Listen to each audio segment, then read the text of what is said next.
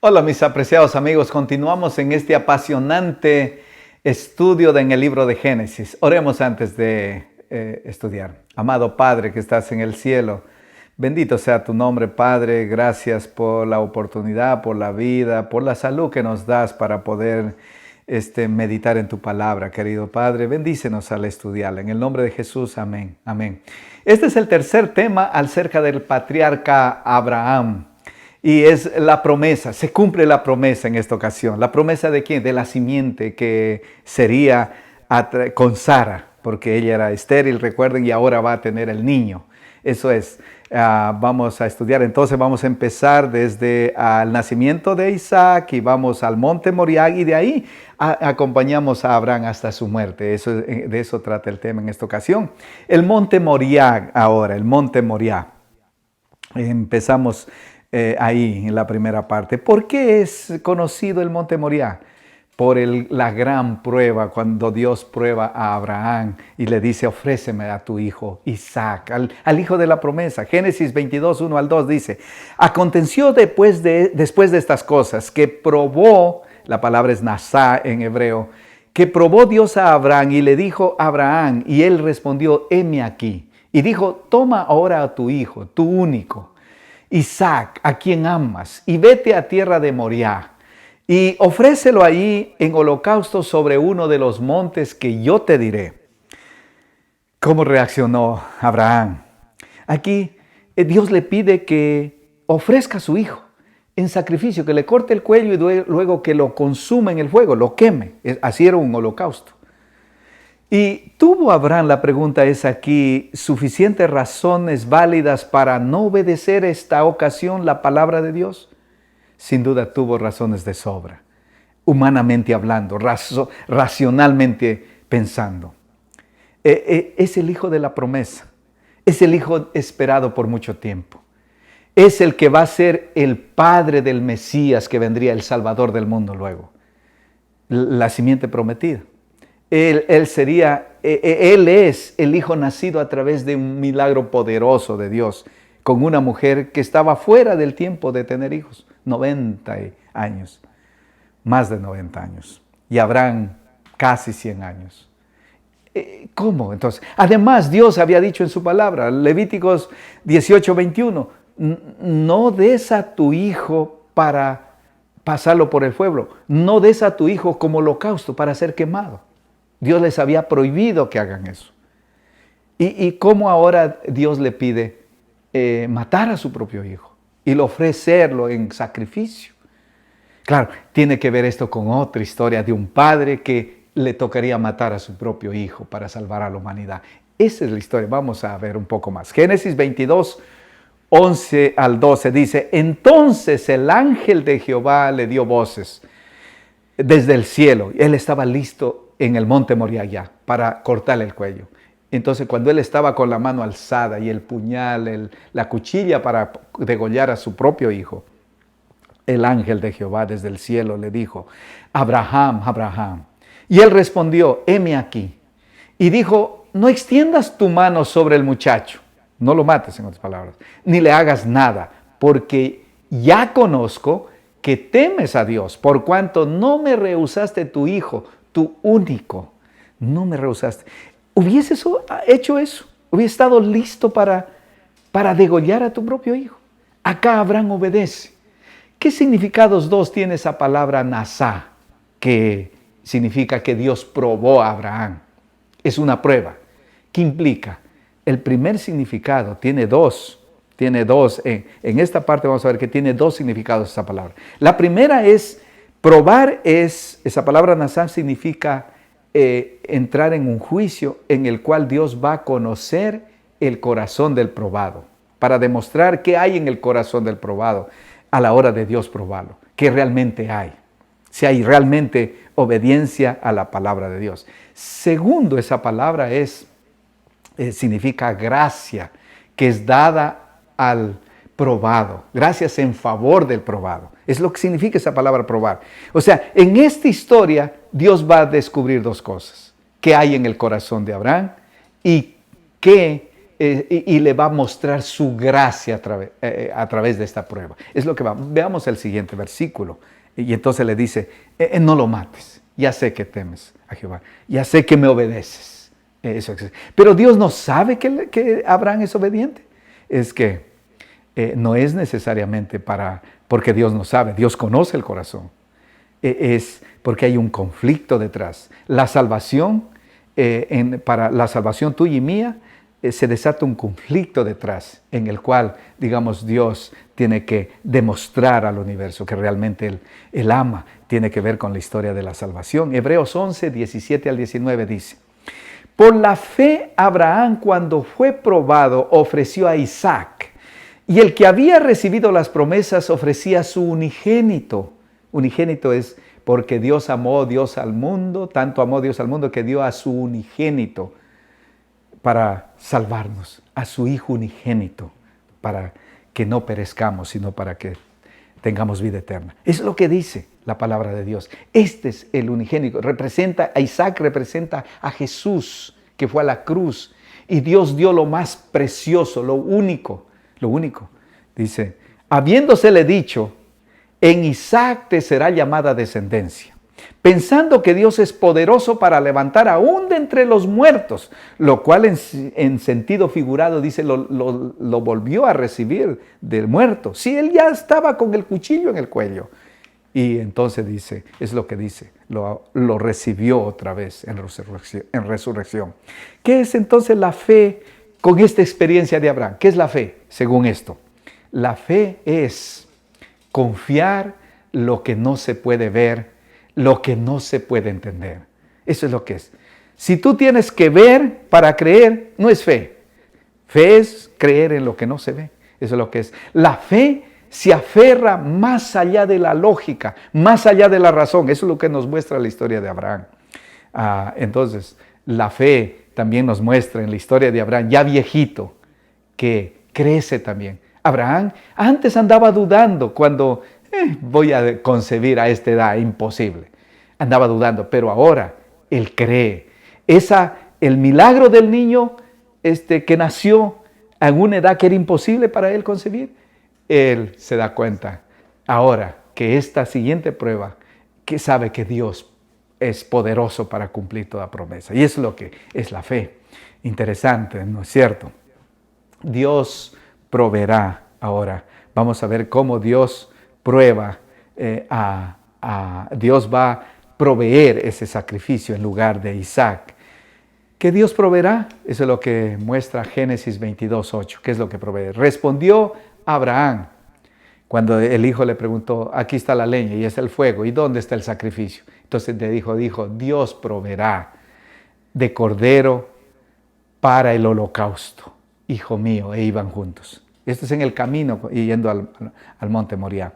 ¿Y qué significa esa palabra proveerá? Es yiré-lo en hebreo. ¿Qué significa? Proveerse a sí mismo, o sea, Dios se entrega a sí mismo. En el Cordero, obviamente, el sustituto, en el Mesías. Verse a sí mismo, Dios se ve a sí mismo en el Cordero, en el carnero en este caso. Interesante. Jesús en Juan 8:56, hablando de la experiencia de Abraham e Isaac, dice, Abraham, vuestro padre, se gozó de que había de ver mi día, y lo vio y se gozó. ¿En qué experiencia Abraham vio el día de Jesús yendo a la cruz del Calvario? En la experiencia de ofrecer a su hijo. ¿Cuándo y dónde vio Abraham el día de Jesús? ¿Cuándo? Ahí, en esa ocasión de ofrecer a su hijo en sacrificio. Él, al ver el dolor que él sintió, al ofrecer lo más precioso que tenía, su único hijo, aunque tenía Isaac, único significa precioso. Así él entendió de cómo Dios sufriría cuando entregaría a su hijo Jesús para venir a salvar al mundo. Es la historia del Padre eterno y el Hijo viniendo a salvar este mundo en nuestro lugar. Entonces, ¿dónde fue que él vio el día de Jesús, Abraham, el patriarca? En el monte Moriah, ahí, en el Cordero, en el carnero que estaba ahí por los cuernos. En el monte Calvario es que él lo vio a Jesús, al sustituto. ¿Por qué a Abraham se gozó? Porque si no hay sustituto, no hay gozo, no hay felicidad, no hay paz, no hay salvación. La esperanza, el gozo, la salvación está en el sustituto, en Jesús, que fue a la cruz. Es la historia de la cruz aquí, ¿ok? Génesis 22, 13, 14 dice, entonces Abraham alzó sus ojos y miró, y he aquí a sus espaldas un carnero trabado en un zarzal por los cuernos. Y fue Abraham y tomó el carnero y lo ofreció en holocausto en lugar de su hijo, en sustituto de su hijo. Y llamó a Abraham el nombre de aquel lugar, Jehová proveerá, Jehová Jireh. Ahí está la palabra hebrea. Jehová se proveerá a sí mismo. Jehová se ve en ese sacrificio él mismo. En otras palabras, Jesús se vio muriendo en la cruz en ese ejemplo de Isaac, que obedeció sin decir palabra, sin protestar a su padre. 20 años se cree que él tenía cuando lo ofreció en el monte. Él pudo haberlo empujado al abuelito y que quede ahí caído y no obedecerle. Pero Isaac es un tipo del hijo que fue a la cruz, que obedeció a su padre. ¿Qué libró de la muerte segura a Isaac? El carnero que murió en su lugar.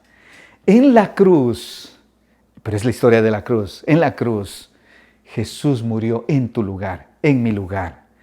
¿Sientes gozo por ese gran acto de salvación, acto de amor por ti y por mí? Eso produce gozo. De hecho, yo tenía que morir en la cruz. Yo tenía que ser consumido en la cruz. Yo tenía que ser consumido en el infierno, en el fuego del infierno. Pero en la cruz otro fue consumido, porque es lo que implica que era quemado el holocausto.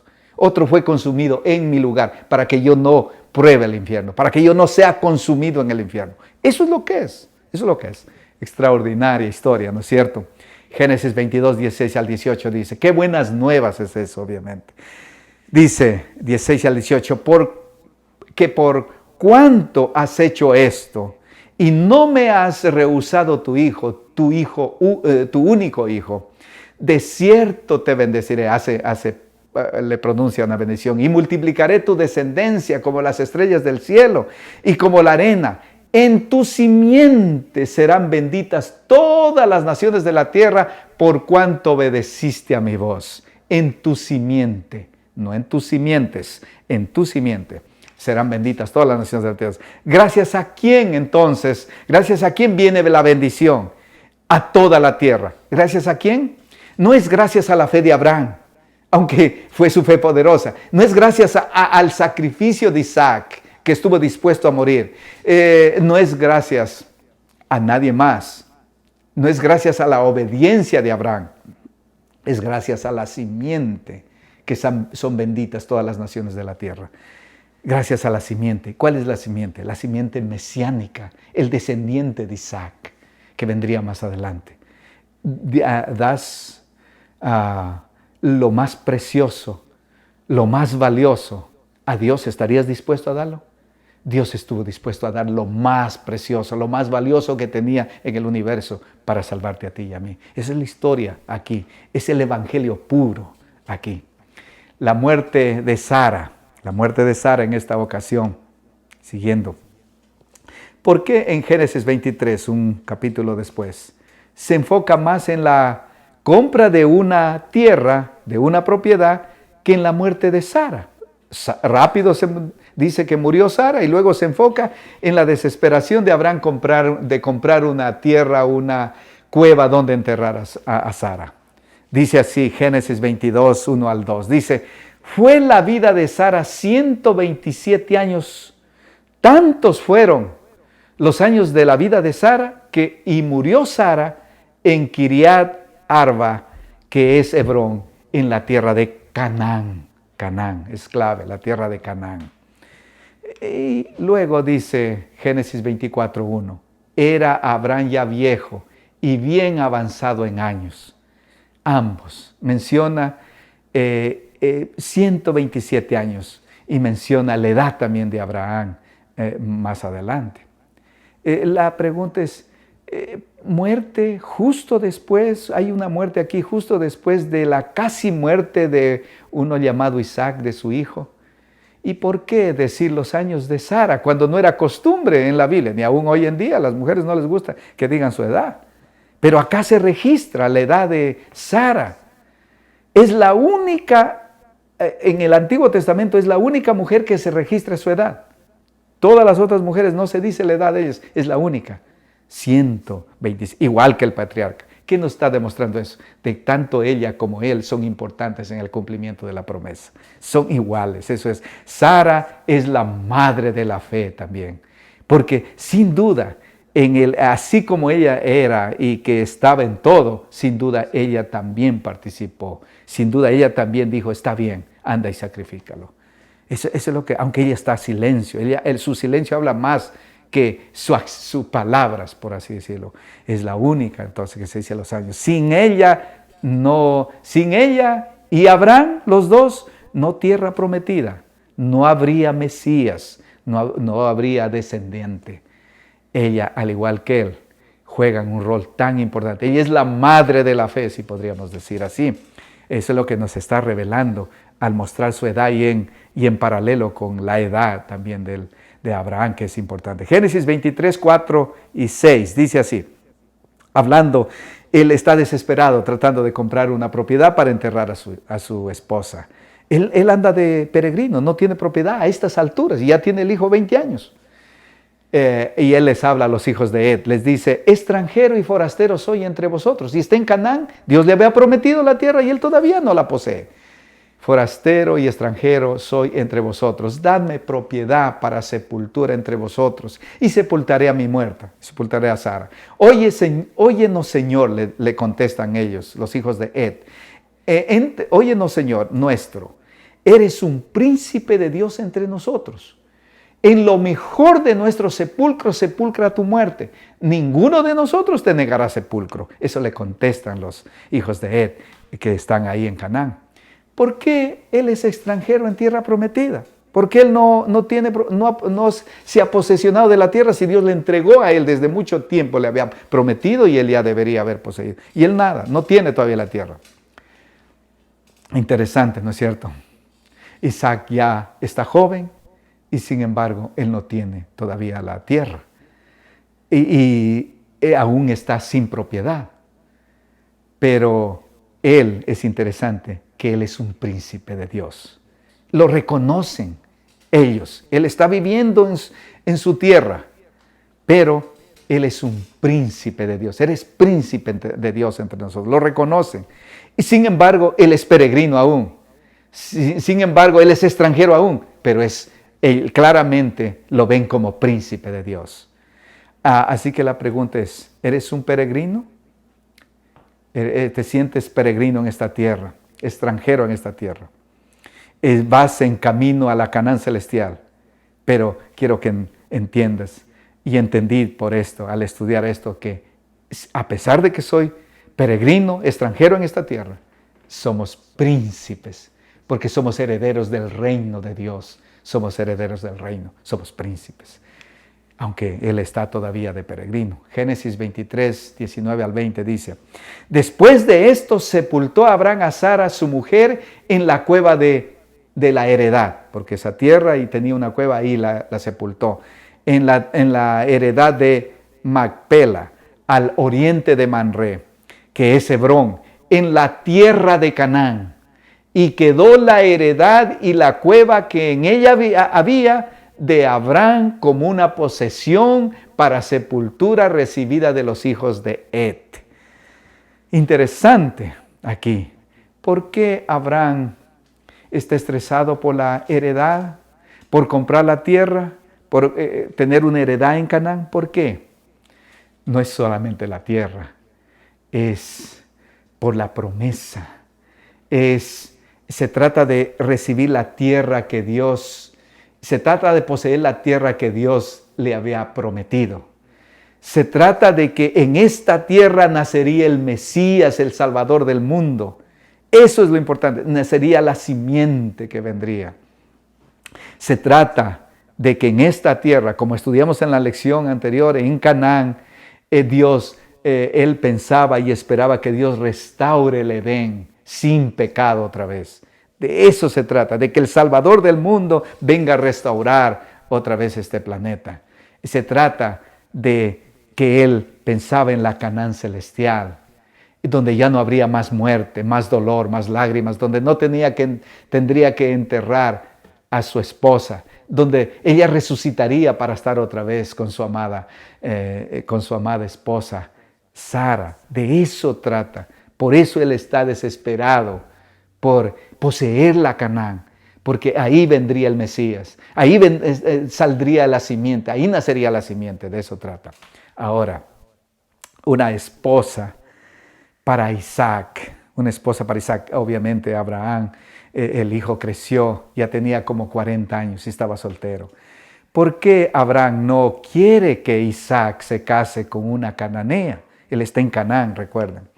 Ya compró tierra, incluso ya posee por lo menos parte de la tierra. Luego los descendientes obviamente poseerían toda la tierra, especialmente en el reinado de Salomón, David, etc. Génesis 24, 1 al 4 dice, era Abraham ya viejo y bien avanzado en años, y dijo a su criado suyo, al criado suyo, pon ahora tu mano debajo de mi muslo y te juramentaré por Jehová Dios, que no tomarás para mi hijo mujer de las hijas de los cananeos, sino que irás a mi tierra, a mi parentela, y tomarás mujer para mi hijo Isaac.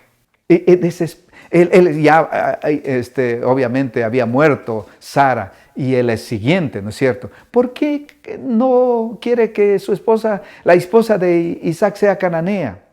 ¿Por qué un pedido tan urgido a través de juramento? ¿Por qué?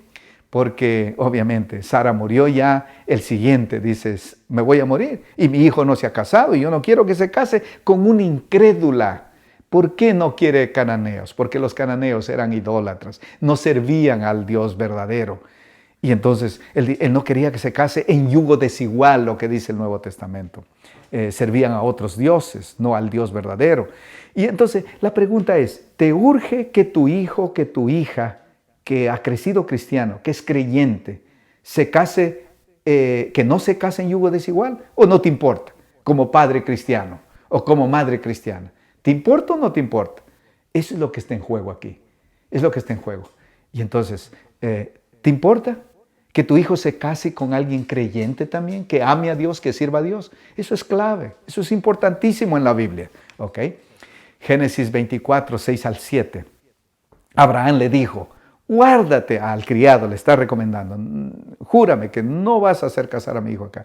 Abraham le dijo, guárdate que no vuelvas a mi hijo allá, porque le dijo, si no quiere venir la muchacha, si no quiere venir hasta acá, llevaré a tu hijo allá. Y eso era a Babilonia, cerca de Babilonia, y ahí donde vivían los familiares de Abraham. Y entonces le dice, lo llevaré hasta allá a Babilonia de regreso. Jehová, Dios de los cielos. Entonces le dijo Abraham al criado, guárdate que no vuelvas a mi hijo allá. Jehová, Dios de los cielos, que me tomó de la casa de mi padre, de allá en Babilonia, y de la tierra de mi parentela, y me habló y me juró diciendo, a tu descendencia daré esta tierra, Canaán. Él enviará su ángel delante de ti, y tú traerás de allá mujer para mi hijo. Y él le dice, y si ella no quiere venir, estás libre del juramento, es lo que le dijo. Hay el libre albedrío ahí, ¿no es cierto? ¿Por qué Abraham no quiere que Isaac viva en Babilonia tampoco? Que se regrese para allá. Oh, hay muchas razones y buenas, obviamente. Y es que Babel no es Canaán, no es la tierra prometida. Babilonia nunca fue la tierra prometida. Y en la tierra prometida, ¿cómo se llama? En Canaán es donde nace el Mesías. Es ahí donde es la tierra donde nacería la simiente, el Mesías. Y obviamente Dios está ayudando, orquestando esto. Dice, Dios guía, tú vas a ver cuando lees toda la historia que Dios guía al criado de Abraham para que vaya y encuentre a la esposa que sería para Isaac. Y entonces tú vas a ver que el criado ora y Isaac quedó orando también por su esposa mientras él fue a buscar. Obviamente, cuando alguien busca esposa, ese es un ideal. Este es un ejemplo, buen ejemplo de cómo encontrar esposa que sea, digamos, la voluntad de Dios en este caso, ¿no es cierto? Así que es clave lo que pasa aquí. Una esposa ahora para Abraham, finalmente. Isaac se casa, pero Abraham también necesita. Otra esposa a sus 137 años tiene a estas alturas Abraham, cuando quedó viudo. Otra esposa, sin embargo. Interesante, Génesis 25, 1 al 2 dice, Abraham tomó otra mujer cuyo nombre era Setura, la cual le dio a luz a Simrán, Joksán, Medán, Madián, Isbac y Sua, 6 hijos. 6 hijos más a sus 137 años, interesante. ¿No es cierto?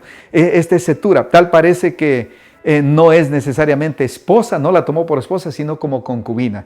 ¿Qué logra Abraham con Setura y sus hijos? Lo que logra Abraham es que empieza a ser el padre de multitudes. Empiezan, digamos, a multiplicarse, porque esa es otra de las promesas. Génesis 25, 5 al 6 dice, y Abraham dio todo cuanto tenía a Isaac, pero a los hijos de sus concubinas dio Abraham dones solamente. A Isaac todo lo que tenía, a las otras dones. Y los envió lejos de Isaac su hijo, mientras él vivía hacia el oriente, a la tierra del oriente. O sea, no quieren que estén junto a su hijo Isaac, el hijo de la promesa. ¿Por qué?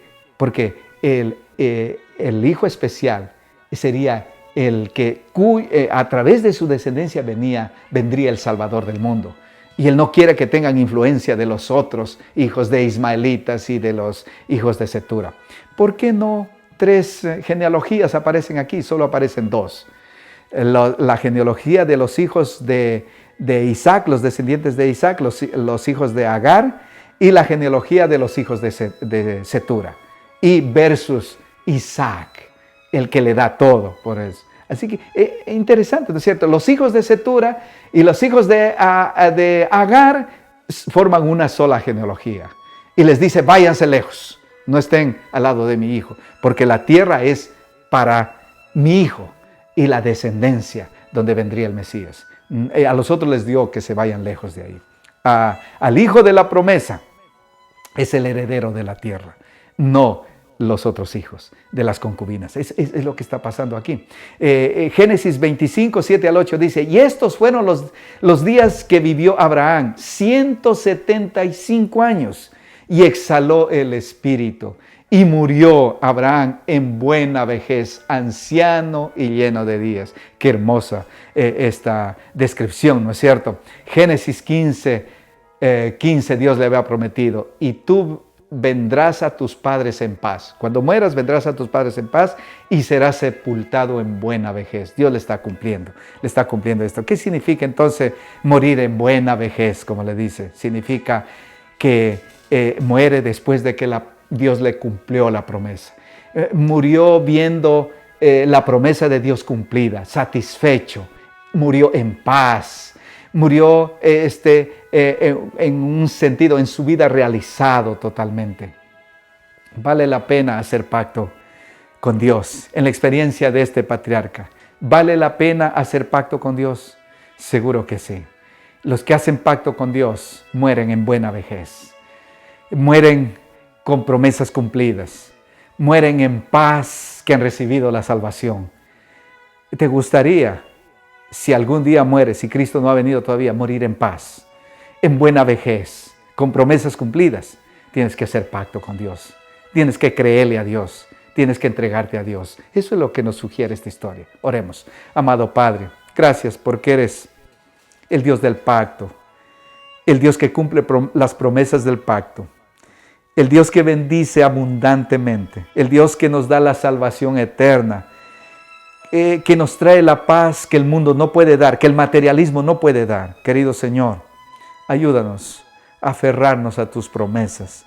Ayúdanos a aferrarnos a la Canaán celestial, al cielo que nos tienes prometido. Querido Señor, gracias.